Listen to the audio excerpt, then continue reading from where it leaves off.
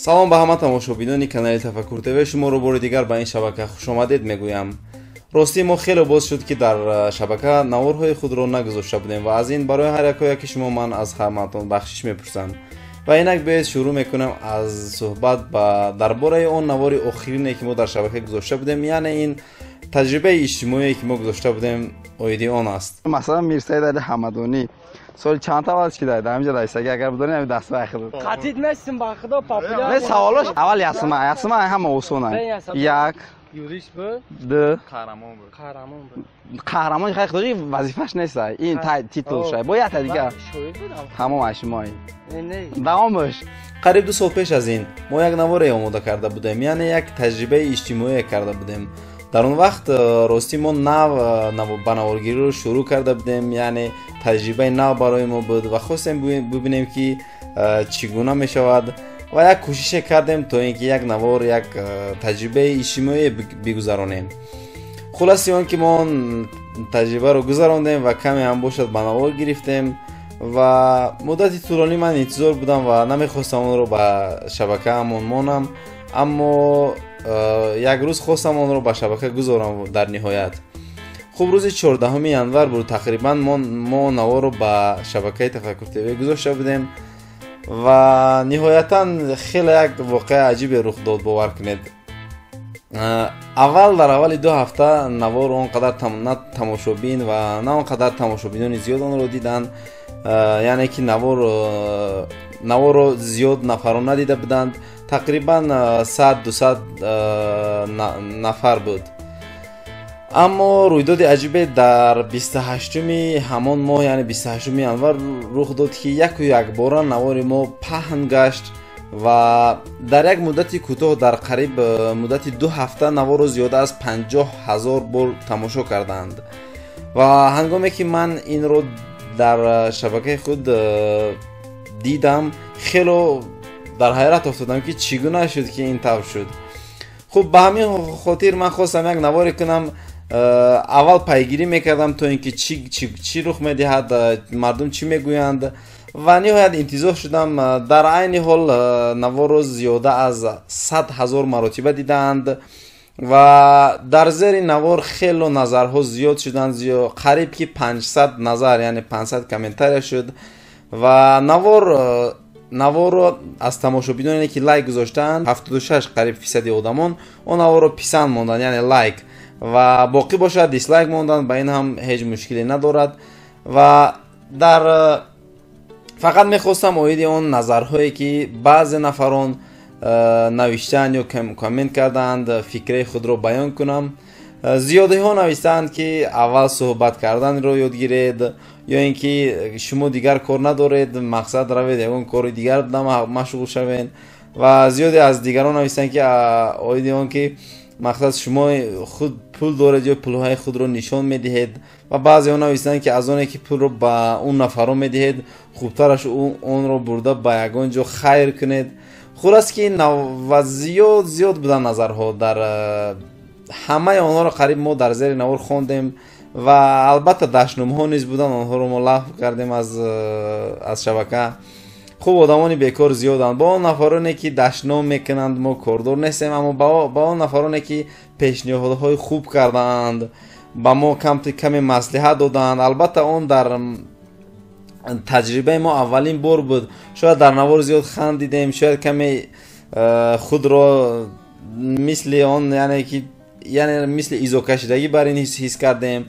хулоси он ки ба монанди ин воқеаҳо рух доду, мо он қадар наворро ба дараҷаи профессионалӣ, яъне ба дараҷаи олӣ омода карда набудем ва ба ҳамин сурат ман онро зиёда аз 2 сол нигаҳ доштам дар худам ва яке хостам ки дар шабака гузорам.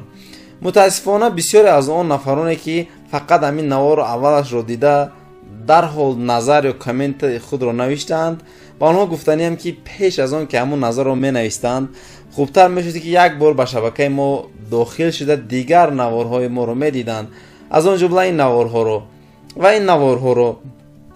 воқеан мо наворҳои гуногун низ пеш аз ин омода ва таҳия карда будем, аммо мутаассифона шумораи он нафароне ки тамошо мекарданд дар наворҳои ман, яъне дар видеоҳои ман зиёда аз 200 зиёда аз 150 300 400 маротиба онро медиданд, на он қадар зиёд. ва ин бори аввал дар шабака буд ки наворро 100 000 нафар зиёдтар ё ин ки яъне 100 000 бор дидаанд. фарқ надошт ки як нафар чанд бор мебинанд, аммо дар умум зиёда аз 100 000 бор он навор панс шуд. ва албатта дар муддати кӯтоҳ ки обуначиҳои мо дар шабака қариб 300 нафар буд ва дар ин тӯли 2 ҳафтаи охир зиёда аз 1500 қариб ба 2000 баробар шуд. ин хеле моро боз бори дигар илҳом дод ки то ин ки наворҳои дигар нав омода кунем ва наворҳои хубтару беҳтар омода кунем ва пешкаши тамошобинан гардонем. ва бори дигар барои он нафароне ки хело дар комментҳо барои мо суханони хуб, маслиҳатҳои хуб доданд, моро дастгирӣ карданд ва ба мо гуфтанд ки албатта бори аввал аст, фикри хуб аст, пешниҳодҳои олӣ карданд ва моро фаҳмиданд. ба ҳамаи онҳо ташаккури худро баён кардани ҳастам.